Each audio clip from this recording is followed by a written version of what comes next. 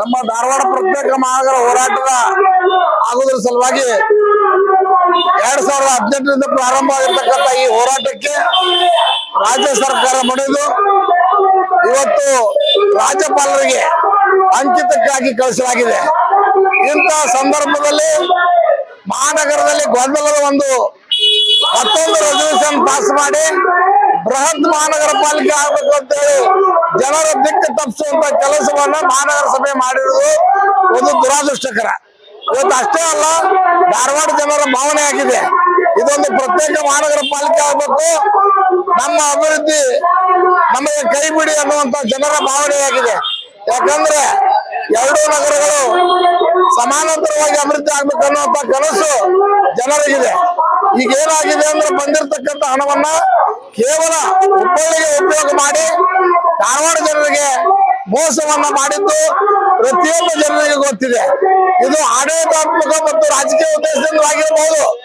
ಆದರೆ ಇವತ್ತು ಧಾರವಾಡ ನಗರ ಪ್ರತ್ಯೇಕ ಆಗೋದ್ರಿಂದ ನಮ್ಮದೇ ಆದಂತ ಅಭಿವೃದ್ಧಿ ಆಗುತ್ತೆ.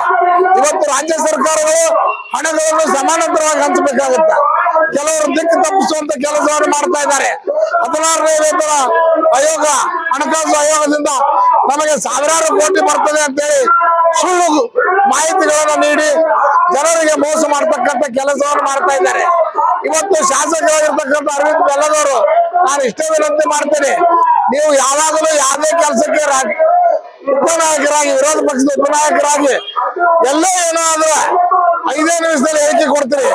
ನಿಮ್ಮದೇ ಆದಂತ ವಿಧಾನಸಭಾ ಕ್ಷೇತ್ರದಲ್ಲಿ ಇವತ್ತು ಜನ ಅವರ ಧ್ವನಿಯನ್ನು ಎತ್ತಿ ಪ್ರತ್ಯೇಕ ಮಹಾನಗರ ಸಭೆ ಆಗ್ಬೇಕನ್ನುವಂತ ಸಂದರ್ಭದಲ್ಲೂ ತಾವು ಯಾವುದೇ ಇದಕ್ಕೆ ಪ್ರತಿಕ್ರಿಯೆ ಮಾಡದೆ ರಾಜ್ಯಪಾಲರ ದಿಕ್ಕನ್ನು ತಪ್ಪಿಸ್ತಕ್ಕಂಥ ಕೆಲಸವನ್ನು ಮಾಡ್ತಿದ್ದೀರಿ ಅಂತ ಅನ್ನುವಂತ ತಪಾಸಣೆ ಇದೆ. ಆದ್ರಿಂದ ತಾವು ಕೂಡಲೇ ಇದಕ್ಕೆ ನಿಮ್ಮ ನಿರ್ಧಾರ ಹೋಗ್ಬೇಕು, ಆಗಬೇಕು ಆಗಬಾರ್ದು ಅನ್ನುವಂಥದ್ದು ಅದನ್ನು ಸ್ಪಷ್ಟತೆ ಇರಬೇಕು. ಹೊರಗೊಂದು ಒಳಗೊಂದು ಮಾಡಬೇಡಿ. ಊರ್ ತುಂಬಾ ಬ್ಯಾನರ್ ಹಾಕೊಂಡವ್ರು ನೀವೇ, ಇವತ್ತು ಊರಲ್ಲಿ ಜನರಿಗೆ ವಿರೋಧ ಮಾಡ್ತಕ್ಕಂಥವ್ರು ನೀವೇ. ಇದು ಆಗಬಾರ್ದು ಅಂತೇಳಿ ನಾನು ಈ ಸಂದರ್ಭದಲ್ಲಿ ಒತ್ತಾಯ ಮಾಡಿ ಜನರ ಹೋರಾಟಕ್ಕೆ ನ್ಯಾಯ ಸಿಗುವುದು ಖಚಿತ ಅನ್ನುವಂಥದ್ದನ್ನ ನಾನು ಹೇಳ್ತೇನೆ.